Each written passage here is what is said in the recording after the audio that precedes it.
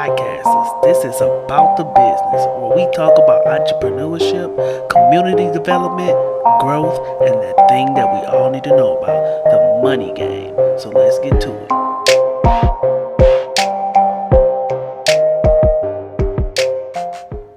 Yo, what's up? What's up? It's your boy Thomas B back again with another episode about the business. Got my boy DeMarco Mosley here with me. DeMarco, say something to your people. What's up, everybody? Hope you had a magnificent day out there. Yeah. That's what's up.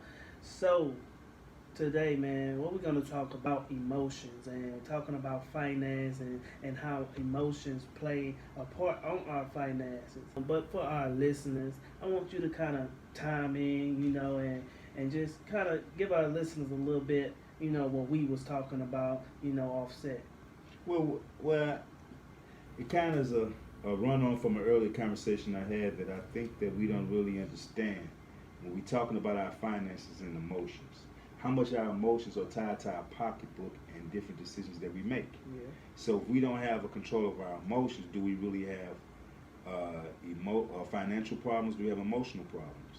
Because when we talk about the grand scheme of things, it's two type of problems, as they say, poor people problems or rich people problems. Right. They say, what's the differences? The biggest difference is that if money can fix 80% of your problems, that's a financial situation. But now we're going to a financial situation. What causes financial situation? I tell a lot of people, poverty doesn't live in your pockets; it lives in your head. Mm-hmm. So then, just saying off of that, and it's in your head, then it's all tied to how you seeing things. Now, how you seeing things is tied to your emotion, how you feeling that day. Right. A lot of people get themselves in trouble that you get a lot of trouble off that some people don't think is when you're feeling good, you get emotional trouble. Mm-hmm. So when I ask people, do you have an understanding of when it comes in, they start having financial problems, I usually got to check with your emotional state, since the show is all about the business. It ain't just about owning your business, but about owning your emotional state, Right. your mental state. So when I bring up the question about emotional intelligence, it's all about that. Do you know what's going on with you at the time? Because it's going to directly affect what's going on in your pockets. Right. Yeah, and that makes sense because I think before I was working as a welder, I was looking at how much money other people was making and how much stuff that they was doing, and I was getting paid way less than them, and I was catching the bus and everything, and it was a little difficult, but it was bearable catching the bus. It was cheap. I didn't mind really taking the bus, but I started letting my emotions get involved because I noticed how people were saying like you making enough money to get a car and you still on the bus, and I started letting my emotions get involved because that sense of pride started to get at me a little bit, allowing other people talking about me and talking about me catching the bus and all the little things that they were saying, and I'm like, man, forget that, I got enough money, I can go get a car, even though I didn't really want to get a car at the time because I figure I can save that money for something else or save the money to do something else.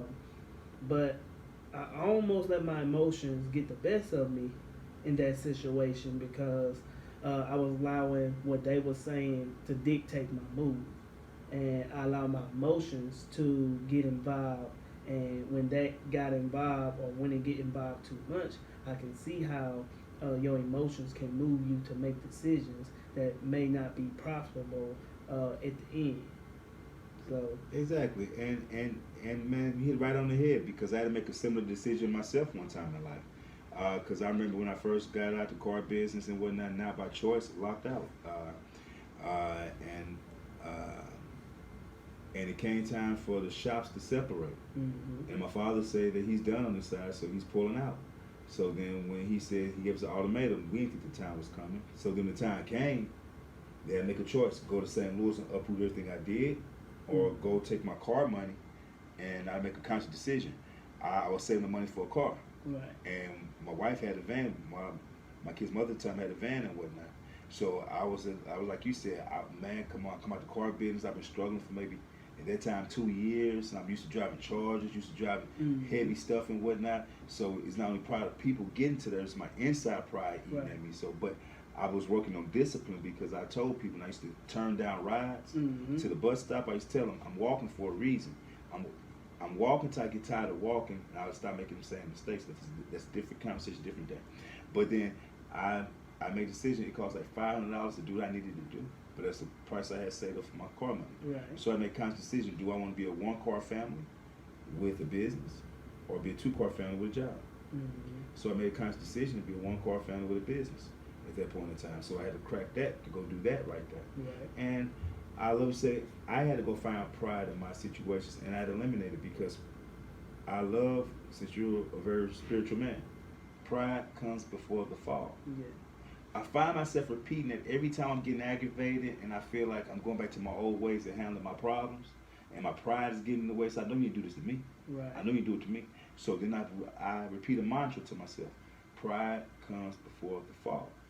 So if you go let that pride hold that much, or you prepared to fall with that? Right. So then I ask myself that. So then when you're talking about emotional intelligence, what we just talking about right there, and I'm willing to challenge people to go back and look at how you was feeling that day and track on how you spent your money, to the fact that some people got different ways of offsetting things, such as they like buy more ice cream, they go buy more shoes, they go do this, but still tied to your emotion. Like I said again, you feeling good, you go out here and you just hit the lottery, you go buy a lot of people's stuff, give people stuff, they even owe you things. Right. This is what I said, you won a lottery and you bought people stuff. They didn't ask you for things, and some even owe you things. So now every piece of that money is a piece of your energy that you placed into there. So you put it back into people and you reinvested that energy in people that already did bad with it. Mm-hmm. So So now what you did was, as I believe it said in the Bible, self-fulfilling prophecy. You basically put yourself in a position to give yourself a conflict for later on. mm-hmm. That's what you paid for right Right. there. Because, but what you go tell me, Marco, come here. Let me tell you how I helped everybody yesterday and I was feeling good. Okay, tell me. So you get done. But they didn't help me. Did they say it was going to help you? Mm-hmm. No, but they're supposed to. Did they tell you they was? No. Well, what do you base that on? Right.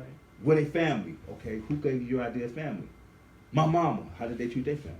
Right. See, when you start going down the lines of ownership, because all I'm doing is tracking down ownership at that point in time. I'll make you own. Okay, we get done with all them people. What do you say? Right.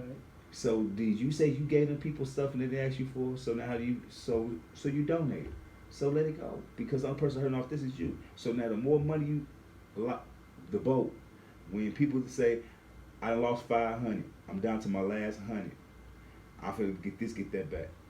As of right now, that 100 has nothing to do with that 500 Right. until you're emotionally tied to each other. Because you're going to use that 100 to get that 500 back. Your emotions tied that, and now you lost 600. So when you don't check your emotions, you allow them to check your balances. Well, now you always check your balances. So I just say that if people are having trouble with any part of their life, go meet your emotions. Mm-hmm. Because I leave with this, Wall Street Carol. Anybody look it up on YouTube? It's a great TED Talk, and he got a program, Wall Street Carol, and he's a cat that's had a life sentence in the penitentiary, and he's showing you in his inability to read, Mm-hmm. he was unable to identify opportunity, which then it became a burden on him, and that burden he was able to transist that into hurt and pain. Because then in his head was, how am I supposed to be in the greatest country in the world, and my mama got to trade her blood just to get a sandwich? Right. So then the way we be able to receive that back in so demonically. So we got to be careful we don't check our emotions. And that's why I'm big on just not on emotional intelligence, any literacy, emotional literacy. Because if you free yourself of all the things, you won't put yourself on a financial slavery. Mm-hmm. Yeah, and that makes sense because I made many of decisions in my life, off of emotions, and that's what I've been doing for the past couple of years, man. I've been learning to keep my emotions in check, because when we do stuff off of just in our feelings and our emotions, and being in our emotions on certain important decisions that we have to make, oftentimes it always end up wrong because we not really thinking with a logical state of mind in that, because we too caught up in emotions, too caught up in feelings, and too caught up in things that may not pan out right. And it may not even be yours, because I was about to show it, say all about the business. like I was telling you earlier, when we was unraveling, it's like an onion. Mm-hmm. When I kept asking you, who taught you that? Right. Who taught you that? Who taught them that? See, that's an onion that most people don't want to peel because whenever I get down to it, my whole goal is to get back to you. That's right. To are you ready to own this? Right. Because the good thing about when we was talking earlier about the difference between having a little chance of dealing in these streets and not dealing in these streets, the beauty about the streets is it's all or nothing when you walk out. Ain't no plan. The streets don't promise you no heaven. The streets don't promise you no virgins. The streets don't promise you anything the religions will promise you. The streets promise you if you get on this end today and you get something. Right. There's nothing that's in the middle of that right there. So then I get a chance to see something manifest itself in reality. So then you say, how you take a negative situation, pull a positive out? Because even man can't take the negative out of a positive or the positive out of a negative. But you can, depending on what you seeing it is and your perspective, that's everything. And your perspective is controlled by your emotion. Right. Just like if somebody woke up today and started having a bad day, congratulations, you have a bad day. So if we don't control the emotions, so that's why I tell people I'm real big on words. And I'm real big on, I can do a damn job controlling me every day because if I don't monitor and own what's in my mouth at that point in time, then that's going to own me. I'm a slave to my resources and my money. So we all say we need more, but I just say that I want to see if we actually watching ourselves enough. Yeah. And if we watching our emotions and how that's leading us into different Right. things. It's good to practice self-control and learning yourself. A lot of times is I think that it's always good to take time to understand yourself. My best advice I tell everybody, Emotional Intelligence 2.0, great book. Mm-hmm. I'm gonna have to check that out, man. You say Emotional Intelligence 2.0. I forgot the name of it, but it's two things I recommended. Wall Street Carol on TED Talks. That's one person. Yeah. Wall Street Carol.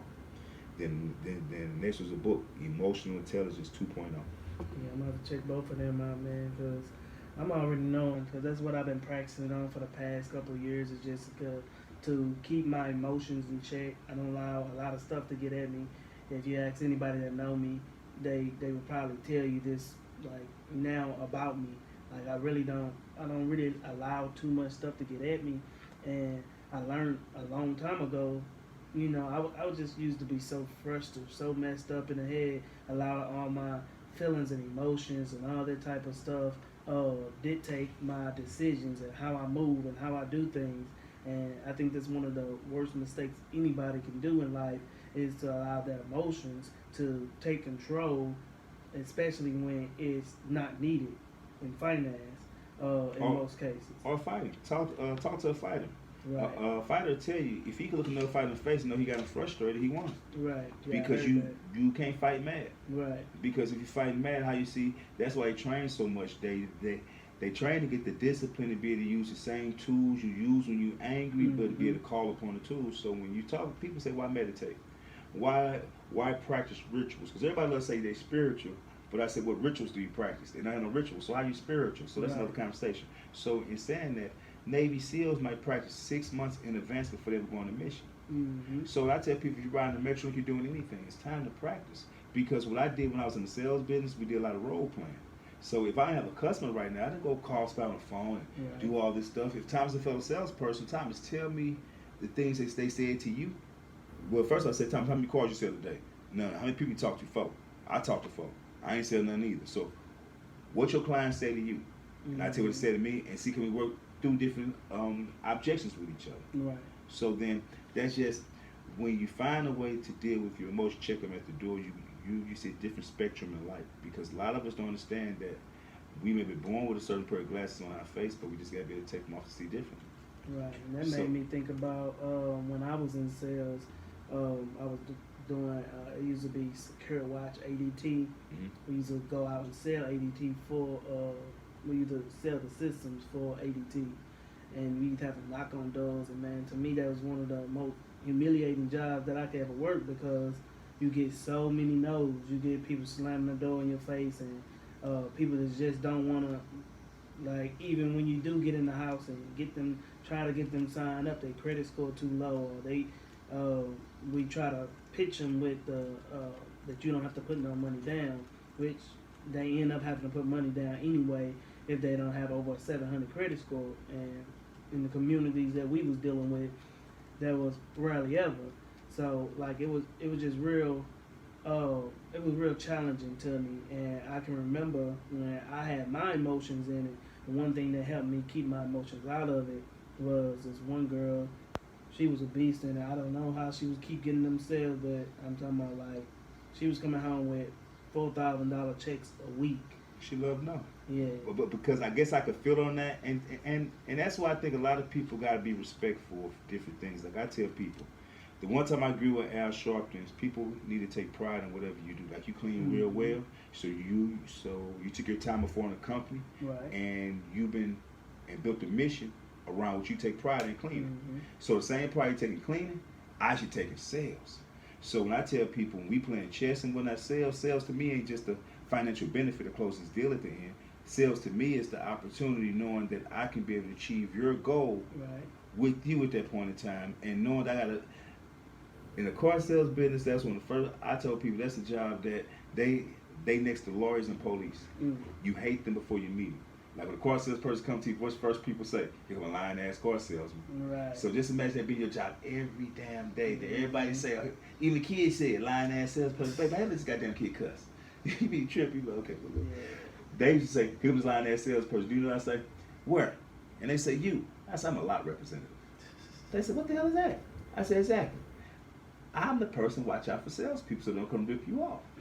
So then next you know, we walking talking for 5 minutes at that point in time because I just take things in sales like that because it's just a thing that is I get more out of that than actually the paycheck you give me at the end because I tell people get a sales like somebody called one time, some sales calls, how you feel about that? I said, dude, can you take no? Because you know I sell more calls so people gave me no's. It take 20 no's to get to one yes. Most people don't know that, but then you got the heart to go no. But like I said, in fact, I was at a club one time. It was about 8 girls all lined up, all bright skin, pretty, right? I went down, baby, do you want to dance? No. Do you want to dance? No. Do you want to dance? No. Do you want? Yes. Yeah. Let's roll. So it says something like that, and I try to teach kids. Let's figure out the traits that you have that'll do well in what situation. So then, but I had to understand those things. That's why I pulled me to the side and said, okay, I have traits for that. So they try to put me in a cleaning situation, I might go to sleep, and you go fire me at that time. You say, oh, no, he ain't right. But when it comes to that, but whatever it is, it's about practice. And it's about just giving yourself want to know who you are. And that's emotional. My daughter's basketball players. I'm a football player. I don't let my emotions get in the way that my daughters that love me. I gotta take that out the way and I say, hey, I'm gonna go hire somebody that play basketball real well to teach y'all. Because my worst fear is somebody will catch them and say, your daddy was crap at basketball. You said, Marco, what does that mean? In my eyes, if I built my daughters I was best and somebody could disprove that lie, then they're gonna unravel everything else I told them. That wasn't a lie. So I would just tell you the truth, say, hey, no, daddy ain't great at that, daddy great at money making, and I'm gonna take my money making, get you a trainer. So just be honest. Don't let your emotions be out there trying to be with some tube socks and a thing across your head where I used to cut my own grass. Right. Cause I was being cheap. My pride. But please drive by, say, can I get a haircut? One time I asked myself, so you ain't a goddamn grass cut, you a haircut man. Right. Stop it, spread it out. Yeah. And go do what you do. You cut my grass. Well, eat more than that. I said, it takes you 2 hours to do this. How many years you cut to it? What possibly can you be doing better than 2 hours if you're in a grass cut man? Right. So is this your pride getting in the way? Because even stuff like that, and you got to listen to stuff like that and see how can you check it and save. Because some stuff that after I did that 2 hours became more valuable to me than me just putting out $40 on grass. Right. Because I could go over here and drop all 3 things and sell $300 worth of merchandise at that point in time. So be careful. Emotional intelligence. Yeah, that's what it is, man. That's what we all need to do, man. That's why I like having these type of talks, man, because I think that these type of talks is needed, especially in business, man. That's what this show about. You know, we try to give out good information for our listeners. We try to help them in this business world and what you call the wilderness. We like to try to help you all and our listeners to know what to do and what to look out for and how to maneuver. And one of the ways we can maneuver, the best way to maneuver is to pay attention to our emotions. Practice on being emotionless in certain areas when you have to. So Oh man, conversation was good on tonight, man. And we ain't gonna hold you all much longer, but man, we just hope you all that's listening, you all can take something from it. You all can learn from it because we telling you all our mistakes. We telling you all what we went through and what we learned, and hopefully you don't have to go through the things that we went through because you heard it from us. So that's what this about. So again, this is about the business. We're gonna hold you much longer. So we're gonna catch up with you next week with the next episode about the business. Peace.